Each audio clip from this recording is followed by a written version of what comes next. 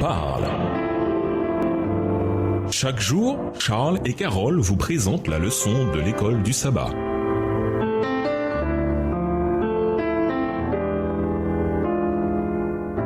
Bienvenue dans votre émission Dieu nous parle. Nous voilà à la leçon 2 qui va du 7 au 13 janvier. Le Saint-Esprit, un travail de l'ombre. Étude de la semaine, Ézéchiel 37 et versets 5 et 9, Genèse 1 verset 2, Job 26 verset 13, Exode 31 les versets 1 à 5, Jean 16 les versets 13 et 14, Galates 5 les versets 16 à 23. Verset à mémoriser, lui me glorifiera parce qu'il prendra de ce qui est à moi pour vous l'annoncer.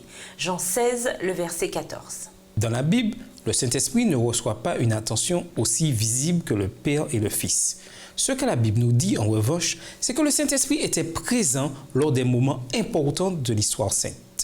Au commencement, lors de la création de ce monde, il était à l'œuvre, mais davantage dans l'ombre. Il était actif dans l'inspiration des prophètes de Dieu, jouant ainsi un rôle clé dans la rédaction de la parole de Dieu. Il était également impliqué dans la conception de Jésus-Christ dans le ventre de Marie. Cependant, il n'est pas au centre du récit biblique et nous savons étonnamment peu de choses sur lui. Il demeure dans les coulisses. La raison en est simple. Son rôle consiste à faire avancer l'œuvre d'une autre personne de la divinité, Jésus, le Fils de Dieu, et à rendre gloire à Dieu le Père. Tout cela afin que des êtres humains déchus soient sauvés d'une mort éternelle inévitable à cause du péché.